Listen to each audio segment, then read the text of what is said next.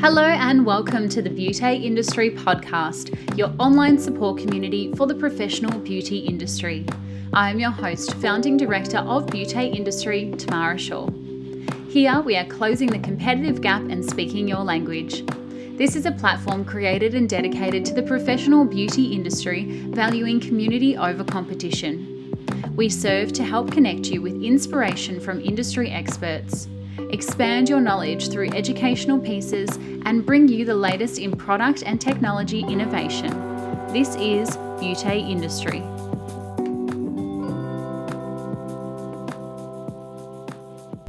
Today we are talking to Kylie-Ann Kobelt of Solution Creator on the topic of having your salon sale ready when you are. Kylie-Ann is a neuro-linguistic practitioner who directs business owners towards success in their business through exploring their limiting beliefs and challenging the stories that we tell ourselves. Prior to this career venture, Kylie-Ann was a business owner of 2 beauty businesses for 20 years, and upon navigating the pathway towards selling them, realised that this is a conversation little of us are having. Sharing with us the feelings attached with selling, steps and procedures we need to implement prior to, and valuable tips that she has learnt along the way, we welcome Kylie-Ann from Solution Creator to the podcast. Tamara, it's my pleasure, and thank you very much for inviting me to come on. Likewise. Kylie-Ann, I'm hearing business owners read the title of this episode prior to clicking into it thinking, I'm not sure when I will be ready. So that's the first question that I'd love to ask you today. How would a business owner know that their business is ready for sale? This is the best question you could start off with, Tamara. When you're ready, it varies between, it's a sliding scale. You're ready when you've absolutely had enough and you are stressed, you're over it, you're stuck in the mud and you're not wanting to go to work. You're ready, okay? You're ready when you first buy your business. And I've got these two at totally different ends of the scale. When we go and buy our business, we, should come from a place of one day I will sell this. So then what does that look like when I do sell it? A lot of us, and I can speak for myself, went into business as a beauty therapist because, I thought that it was better for me if I owned my own business or I didn't want to work for somebody else anymore. And I hadn't even thought about the idea of ever selling. So I was just running from the start. But when you go into it and you have the end in mind, you actually then know what you need to do now to have your salon sale ready versus just rolling up to it from the first example that I gave you, where you are in that, oh my gosh, how many more years am I going to be able to do that? And clearly there's a lot of in between. So you're ready, when you're ready. The thing is, though, what stops you from going forward and selling or, holding onto the salon longer than what you should? And you sit there and go, oh, I should have sold it 2 years ago. So it's a really long piece of string, that one. The biggest tip that I can give in that question is know now what you need to know so that when you are sale ready, your business is too. Because you can get there and be ready to sell it, and then all of a sudden these little skeletons come out of the closet and you really have entered into an area where your business is not ready to sell.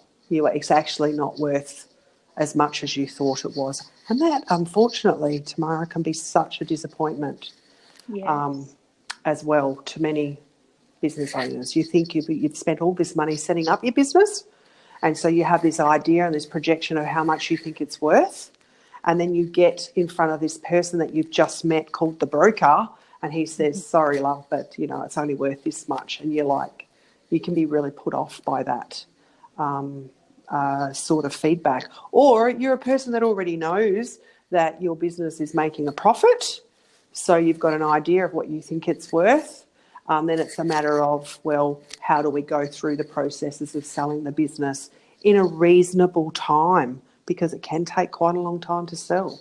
So, sorry, that's a long answer, but I want to give everyone a bigger scope so the listeners will find whereabouts they are in that answer, if that makes sense. Yeah, absolutely. And I love that you have come from a place of selling two of your own beauty businesses. So you have that expertise and that experience as well.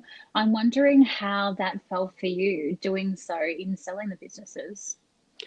I decided after 20 years, or just a little bit less, that, it was time for me to move into a different realm, which, as you know, is coaching. And it's not just salon owners, it's small business owners. And it was time for me to leave. So before getting to that point where, I've had an absolute enough, I layered up a lot of other things on top of running my businesses. Had a child, obviously had a family. It was an hour and a half one way to get to one of my clinics from my residence. I had to do study, because I knew if I was going to go out into a new field, there was more I needed to know to be ready for that. So that itself was a real big journey.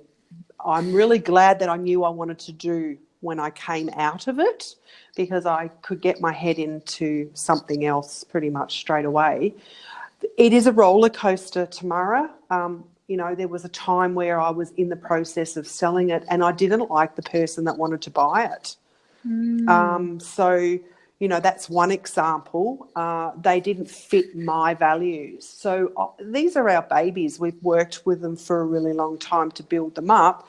And then all of a sudden, somewhere in there you go, do I really actually want to sell now? So there was a little bit of to and froing, and then there was a little bit of, I don't want to sell, or I don't want to sell to that person. Then there was the realistic clencher, is that you have to get to a point where you look at getting somebody else to do the process of selling for you, because there's too much emotions invested in it. And not everyone's like that. Some people are quite happy to do a business transaction and, be on with it.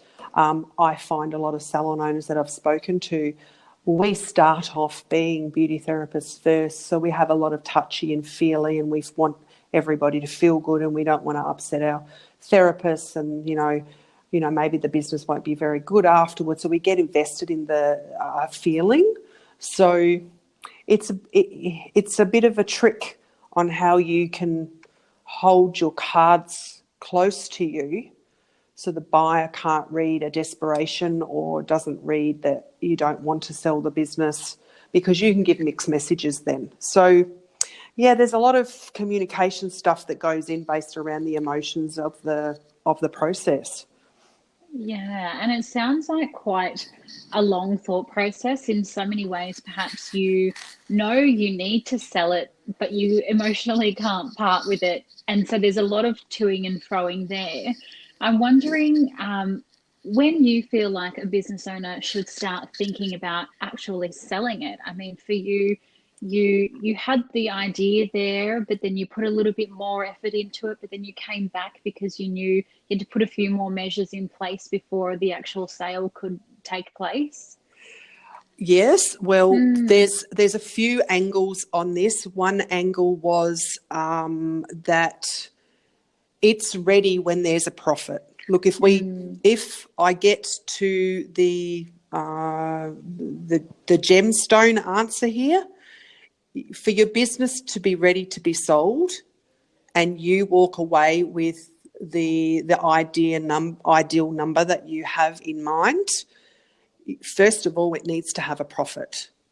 A business broker will say to you, and depends on which business broker, because that's a whole nother conversation as well, because there's types of business brokers, and is that if you've got a $25,000 profit, then your salon is worth $50,000 for a sale.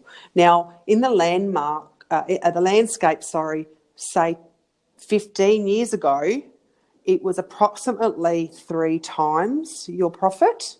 Now it's only 2 times. But it's not just for 1 year of profit.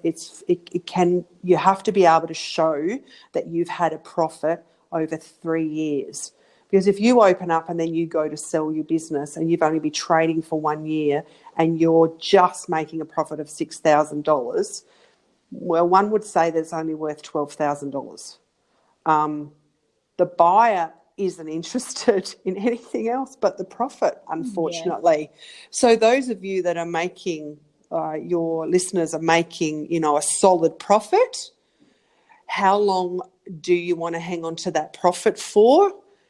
And is the landscape or where your business is, location, your staff, your team, all the variables of business, is it going to hold enough that when you go to sell your business, you still have that, profit at the end of it? Because that's what you'll be dealing with. It's not policies and procedure manuals. It's not how much money you've invested in on your staff. It's not what you actually think it is. And that was the biggest learning curve I had when I first went to sell my first salon. I was mortified that the buyer wasn't interested in the way I had systems ready for a key turn business. All they needed to do was walk in and take over. They weren't interested. And this was, it felt like a bit of a slap across the face. So it depends on what type of purchaser you're getting to come in. Are they not in the industry? Are they buying because they've come out of corporate and they feel that, owning a salon would be a great investment for them? Or are they coming from an international market? Or is it a young girl that's finished her beauty therapy and mum and dad have buying her a business? Or is she, in her mid-20s to 30s? Has she got her own house and now she's been working for someone for a very long time and now she wants to buy her own first salon? Every single one of those will have different tick boxes that they want to check on. So you really have to learn how to work out who the person is that's buying from you, so then you know how to sell to them specifically. Yes. And that was a massive learning curve in my first experience. And you're exactly right, because it does feel like a baby. Yes, it does.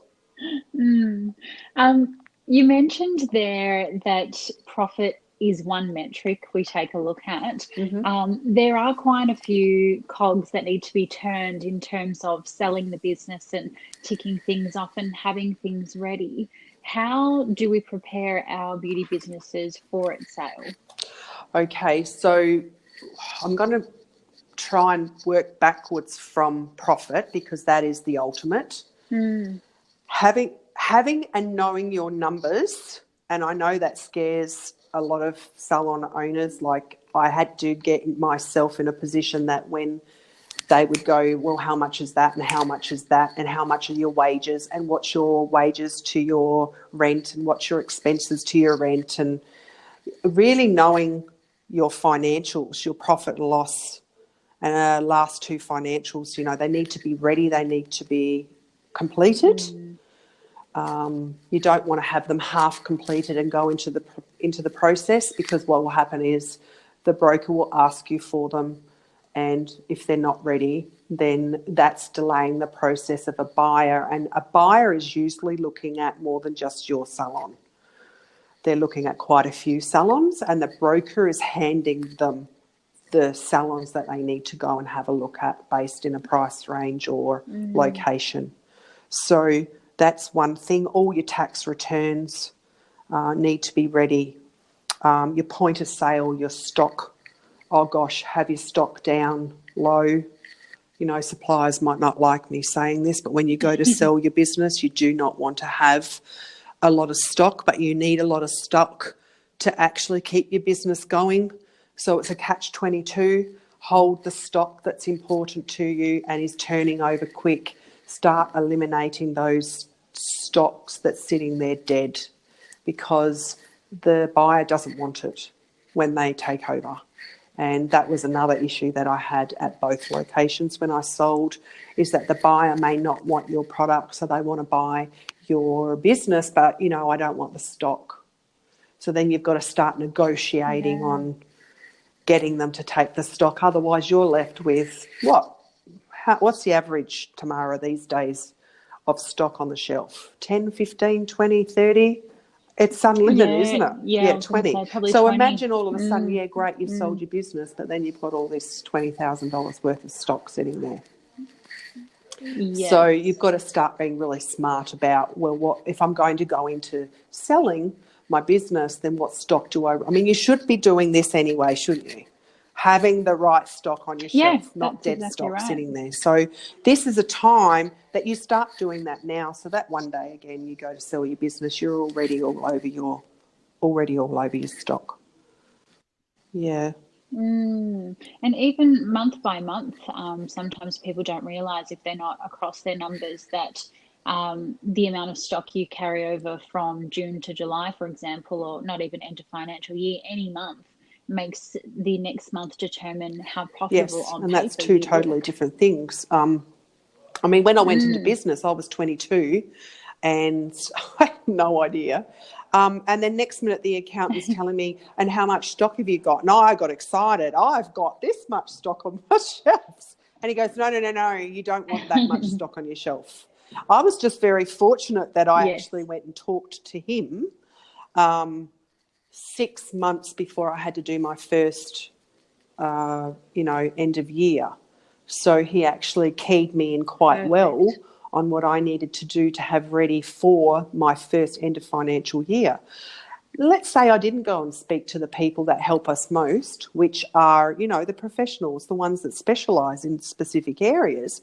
If I hadn't decided to invest with the people that I knew from the get-go to tell me what I needed to do, well, then I would have got to that 6 months and had a huge amount of stock on my shelf. So this is where I'm sharing, if you're looking at selling your business, maybe not now, but 6 months' time, start working on that now. And, the staff are going to want stock that you're not going to want to put on the shelf, but you can't, it's not recommended to tell your staff you're selling either. You can if you feel you've got a really tight team, but there'll be one in there that panics and thinks that she's going to lose her job and she will leave. And that does not look good for a sale or a person coming into, why did she leave? So, there's a lot of clogs, as you said, cogs, which is what you said before, in the workings of selling your business. I'm interested to know, we're talking about preparing our business for sale. However, I feel like maybe preparing ourselves for the sale is maybe a little bit of a harder task to do. Would you agree? Absolutely. And look, the salon owners, I've been a salon owner. I had been a salon owner for 20 years.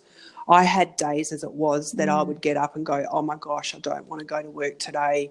And I would, as they would lovingly say, fake it until you made it. And it doesn't work, okay, because there's energy in that. And that energy, the girls will pick up on straight away. They may think it's something they've done, but in fact, you've got your head consumed in how am I going to be selling my business? And all of a sudden, you're getting consumed in another project, and that takes away from your business. Your energy comes out of your business and away from your team. They will feel that. So as far as getting prepared, is that the hard stuff is the numbers, knowing your plant and equipment, making sure that your lease is up to scratch. Please do not enter into selling your business if you do not have your lease in front of you and you know that you can get extra terms. So this is the preparation. There's emotions in that because you may feel guilty you're not sharing it with your staff. You might have a pain that says to you, I really just want to tell my manager at least. So you're incongruent with your behaviour versus how you would normally be when you came into the salon. So The stress that it can put on your family when you're selling, because you are having to juggle another project and doing another lot of work behind the scenes to get that sale ready salon. And the other thing too is that when you go into selling your business, you get a buyer, and this was a roller coaster from hell. You get a buyer, you're nearly there, and they actually have engaged 2 brokers, and the other broker pulls them over to have a look at another salon that's a little bit closer to home. And then next minute what happens is that sale that nearly was done gets ripped out from under you, because it's not like a house sale where if you sign on the dotted line, there's 3-day calling off period or whatever they call it.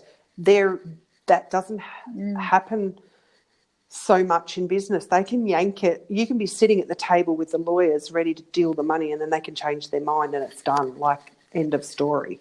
So it's not sold until that money's in the bank.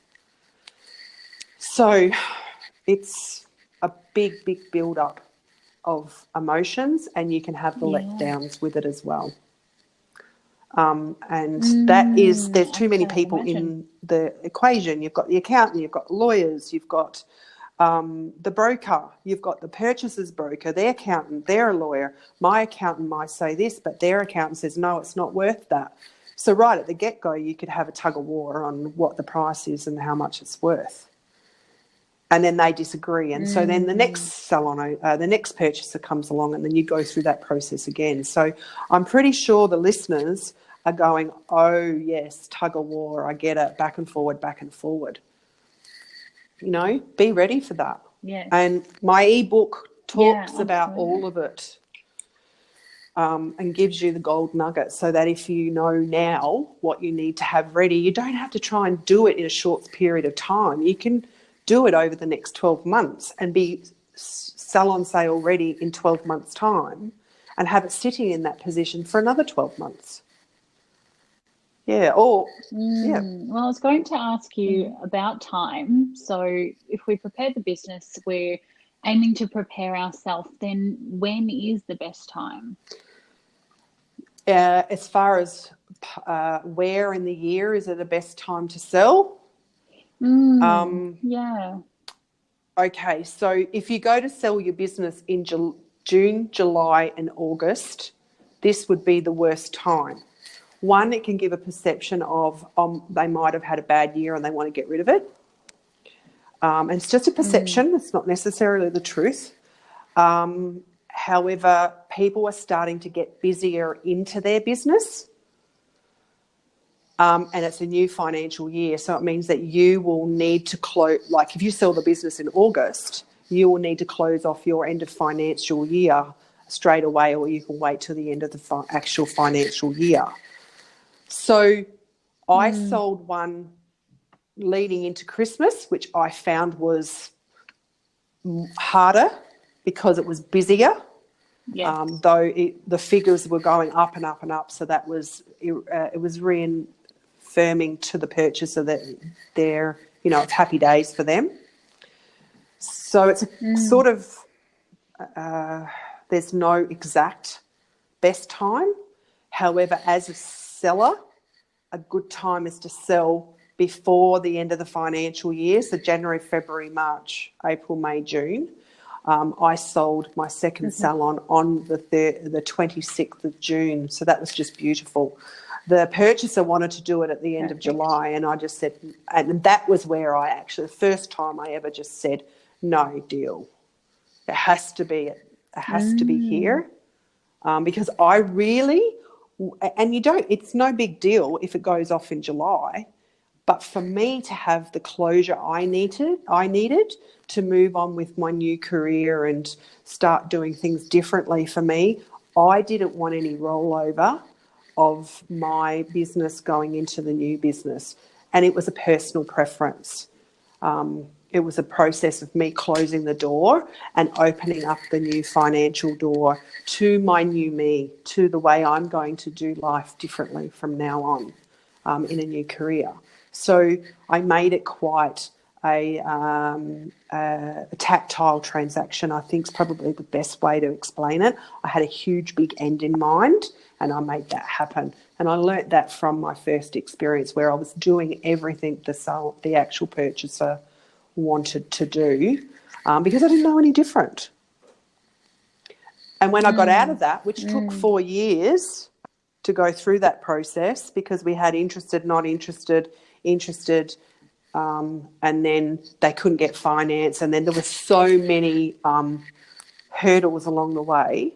Part of me then thought, well, maybe I'm not supposed to be selling. Maybe the universe is telling me it's not time. So then I pulled it off the market. So is there an actual right time? I can only say to the listeners that you will know when it's the right time, but please do not catch on fire and decide that that is the time. Come back, come back. Good advice in the future, like come back and go into, well, if I think I'm going to catch on fire, so it's not even a rule, but it is. We get there and then we're there and we go, oh my gosh. So we need to sort of be ready for it if it happens, but just be ready. And I'm wondering there, you said, being aware and recognizing when we're about to walk into the fire and don't catch on to it, which is a great tip. I'm wondering if you have any more tips that you may have found were really useful for other business owners during your time of sale. I have so many tips. Most of them are in the ebook. Know your why you're in your business. Now, I know you've heard it from many people, know your why. Get back to the root reason of why it is that you own your business right now, and have an idea of how far away are you from that reality. Because many of us go into business with the idea that we will have more time, there'll be more flexibility, I will be able to do things the way I want to. Like, there's a whole list of different things. Just have a look at how far away you are from that, because they're a lot of the gaps that you've got to start closing. I mean, if you're drowning in it and you haven't got life's balance, but the idea of you going into business was to get life's balance, well, then that's the starting point for you. Because if you're working in scarcity or lack of, you will have a different outcome than if you have achieved some flexibility. You will then have, it will ease up for you, and then you'll make decisions differently from a different space. And that is all charged by your emotions, your frustration, your anger, your stress, your annoyance, anything limiting that's holding you back. And check in on what that is. Because if we were to remove those and take those things away, by nature you'll respond differently and you'll act differently, you'll behave differently, you'll have a different amount of energy. So that's a little bit of a deeper response. Easier said than done. We are our worst enemies as salon owners. We get in our own way. This is where you reach out to your coaches. There's plenty in the community. I work in that mind space of, oh my God, I just don't think I can do it, or I don't think I can find the right staff, or I can't find the right staff. If you're going to focus on I can't find the right staff, then I promise you that is exactly what you're going to get. So start reaching out to people such as myself that have a different set of qualifications, that have had the experience of owning their own business and selling. And, I nearly went bankrupt when I had my child. So I've lifted myself back up again into being able to sell, that have done the road already, that can work with you at getting you to where you would really like to be, and stop settling for second best. that this was okay. We'll get there. I'll get there. You know what? Unless you put certain things in place, you may still be in that same place 12 months from now. That's very good advice. And I love, that you're coming back to the why, because that's exactly the reason why we get into the business in the first place. But so many things happen along the way and we get distracted. And exactly as you've mentioned there, a lot of beauty therapists go into owning their own beauty business for the freedom, or to have Saturdays off, to make more money, to be more flexible and have the balance that everyone speaks about it. And I guess when we get there, we kind of underestimate that entire mentality, because you get there and you're going to be working more hours. You're probably going to be poorer than everyone else who you're hiring. And sometimes that can be truly confronting. And when you sit down and you actually think about it and you take some time and you reflect on why you got into business, then that can absolutely help you if you're going to move forward and how you're going to do so. I was listening to another podcast, Tamara, and you just said something then that made me just flag this. So this is, off the cuff. And he talks about being conscious in your decisions. A lot of the time we're making decisions because we're reacting to something.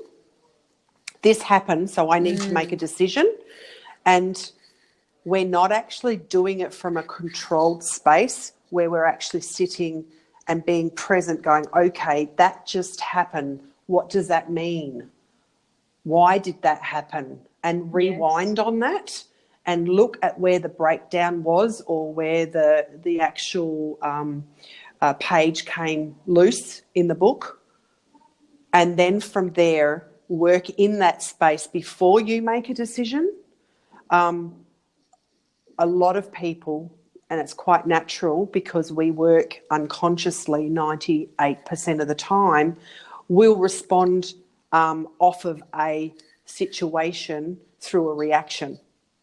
So therefore, if you have a look at those 2 points, if you're making the decision from a reaction, you will decide something totally different than if you actually have all the information.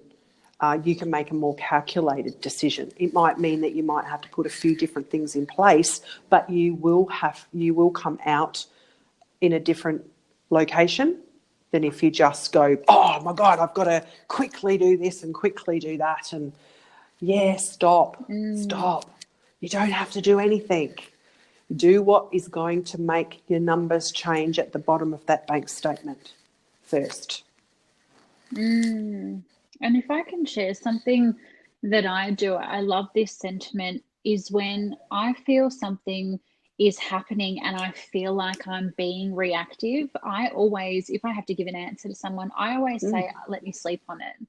Because I know when I'm reactive, I tend to make off-the-cuff decisions that I haven't thought through, and I don't really understand the entire repercussions of that. But if I say to them, just let me sleep on it, then I know I'll go home, I'll think about it, I'll have a chat to my partner, I will go through my values and whether it aligns or not. And then in the morning, I have so much more clarity about whether I'm going to go ahead, and I'm just more proactive in the decisions that I make. And I think, we're so pressed for time, and everyone says, oh, you have to tell me by 5 o'clock tonight.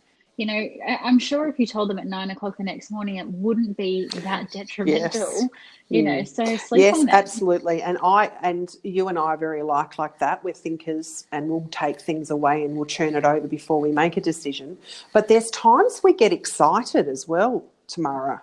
And we get really excited, it's shiny and new and blingy, and that's so exciting. And if we buy 10, we'll get 2 free. That's awesome. But haven't even thought about whether that product actually is going to work for the business. Or we want to get equipment because everybody else is getting equipment. So it's not just reaction, as in on a negative scope. We can make some pretty silly decisions that we work out later on in hindsight based on how excited we got and we signed up for it. And it was like, we get into it and we go, we probably shouldn't have done that.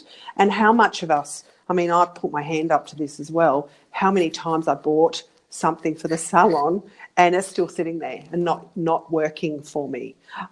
Or we get another piece of equipment and the girls aren't already I haven't been able to get them to train properly in that piece of equipment, or be able to turn it into a working piece of equipment, rather a standing and sitting and looking at everybody piece of equipment. So let's know that there's two sides of that coin. There's the reaction and there's also the excitement that we can run away with as well. I'm wondering, Kylie-Ann, what is it about helping beauty business owners and their salon sale ready that makes you so passionate? Yeah, I can hear that, you get excited, and you can tell that it comes from a real place of love and really wanting to help other people. And I'm wondering what that is. Well, first of all, I go back to my experience, and no one talks about it. And my little joke is selling your salon is a bit like no one wants to talk about menopause either. Right? We just don't want to admit that we want to sell it. I'm not sure whether it has a bad connotation around it. Like, if I'm selling my salon, does it mean that it's not going okay? Like, I'm not sure. I think we might have a feeling of it being bad around us. But yeah, I don't know how to answer that any further, I don't think, other than it's a feeling of I don't want people I've been in the industry for 20 years, not know what I know. It's the biggest gift anybody can have is a gold nugget of hindsight. And I simply wanted to come and share that with salon owners in a way that's extremely affordable. The ebook is $47 with huge amounts of gold eggs in it. There's also a coaching bundle off of that as well, and we'll talk about the offer that we're doing for beauty industry later. You can, if you want to, Tamara. But you need to know now, and I do meet a lot of not just salon owners but small business owners that are pulling their hair out. Especially at this time of the year when I'm, on the road, and I'll meet a cafe owner who's beside himself for the same reasons. It's just he's selling a different product. So there is a lot of information in this book that will allow you to be sale ready. And it breaks my heart that we go into something not knowing what we've got ourselves into just by buying our business. Please don't have the same exit strategy. So that's where my passion lies, Tamara. And I find it fascinating there how you said in the beauty industry, when there is a sale, there's a real negative attachment to it. I have been a part of quite large businesses in my time in the industry, and I'll never forget a large private equity company bought out one of the businesses that I was working for. And the private equity man came in and said, "We have bought this business with intention to sell." And I thought, wow, that's such a unique way to think about it. And then I thought, actually, this is not unique. This is just unique to the beauty industry. That is it's actually very, very well known. That's what you do in many other businesses, but we don't really do that. But we don't talk about it.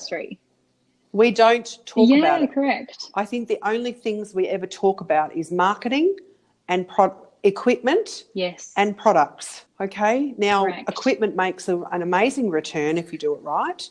Retail does not increase your cash flow, but it will increase your credibility of results that you can give to your clients. And marketing, well, we all think we know we have to market, but no one wants to spend any money in marketing, and you get what you invest. You get back what you invest. So we're too busy caught up with all of that we don't think about, well, I need to sell my business. So that when we get to that, we usually are seeing or hearing somebody else has closed down, or we've had some big ones over the last 5 years close. In Sydney and here in Melbourne as well, where you think they're doing really, really well. When we had the Groupon, Coupon, Scoop-on come out, well, that scooped a lot of people, and, they lost some amazing businesses, went down. So, there is a bit of a negative vibe around it because it's simply not talked about, I think. And I think people need to start getting around into salon owners and saying, hey, you know, have you thought about selling your business? Well, you know, or you've just bought yourself a job, basically. And when you get to the end of not wanting to treat clients in a beauty manner, you close your doors, or you'd go to sell your business. I mean, closing your doors, I bet you every listener then just went, oh, God, I don't want to close my doors. So then, well, what is your alternative? Yes. It's to get somebody in your business to buy it off you, or it's to make sure your business is sale ready so you can walk and exit out with, you know, your head above water and comfortable, like how you want to, how you first went into it in the first place. Kylie-Ann, I know people are going to want to chat with you further and pick your brain and ask you lots and lots of questions. And you mentioned there your ebook. Can you tell us all about that? Okay, so the link will be put in. I don't know how you do it tomorrow, but you'll have the link. Yeah, yes. We'll pop it in the show notes. There's two ways you can do this. One, you just buy the ebook, and then you can contact me later for a coaching session around the ebook. Like, you might find that it's going to be a bit clunky for you, or you're not sure about something, or you actually might read it and go, yeah, no, I'm on track. Fantastic. Or on the other end, you might go, I'm so far away from it, it's not funny. So again, a sliding scale. There has been a few people that have bought the actual ebook and they've swung back around with questions. Really, it's up to you how you want to do it. And then you can work out from there where you want to go, or we can work out where you want to go from there. I did have a salon owner, which was very interesting, if I can share it, thought that their business was, you know, ready to sell. Had a little chat to me. Oh, no, I don't need the ebook. I'm fine. Connected them with the broker. The broker told them what they needed to do. And she was quick to turn around and find out, oh, okay, I'm not anywhere I need to be. So she then decided that she needed to go back into her business and work her business more before she sells. So she could have gone into that process of selling the business unaware, because I linked her to my broker, and he's very transparent. And that allowed her to make a really good decision before she started paying and putting herself in the process and finding out halfway through, which then you get stuck of, well, do I keep going or do I stop going through that motion? A compliment, a bit of a gift that I've offered beauty industry. Do you want to say members? I'm not sure, but the first 5 to sign up as members become a member of Beauty Industry, because there's a lot of great value in there as well. Tamara only just found this out like last night, that I wanted to offer 5 ebooks complimentary as a gift to the listeners, those people that sign up to Beauty Industry. So you'll have to talk to Tamara about what she offers if you're not sure. And I look forward to finding out who they are. Forms are you on, so that people can find you across social media and your website? Okay, so you can Google Solution Creator and my website will come up. Easy is solutioncreator.com.au. You can put my name, Kylie-Ann Kobelt, into Google and I will be there as well. I'm still learning my SEO to rank up higher. Good investment, everybody. SEO, know that your website has good SEO, please. And I'm on Instagram. I do have a Facebook group called Coffee and Solutions for support, general support, but I also have Solution Creator Network Hub, where you get to be amongst my people that I deal with. So if you need a broker, you need a lawyer, you need an accountant, you need a marketing person, you need a graphic designer, endless, or if you need Tamara Shaw, all these amazing people are in my group. So I'm pretty everywhere in all social media, LinkedIn. Yeah. Yes. Fantastic resources that you can get there. Thank you so much for offering all of that and your goodness to absolutely our members. Welcome. And everyone have some fun at the end of this financial year. You do celebrate. You've just done an amazing job. to get through another 12 months, whether it be, above the line or below the line. I want everyone to know that you're all amazing. Sometimes we just don't have the resources when we need them. Reach out for resources. There's plenty out there. That's great advice. Thank you so much, Kylie-Ann, for joining us today. You're welcome. Thank you. It's true, isn't it? When was the last time you heard a business owner selling their salon in a positive frame? Or even more so, when was the last time you had a conversation around how or when to sell your beauty business? I've loved today's conversation with Kylie-Ann, and I feel that it's so one that is needed in this space. As Kylie-Ann mentioned, if you purchase a Beauty Industry Pro online course where you are given self-business and team development tools to help you grow, then you're going to receive Kylie-Ann's ebook complimentary. Or you can even purchase the ebook directly from Kylie-Ann's website, Solution Creator, and you'll receive an extra 60-minute clarity coaching session to support you in your sale process.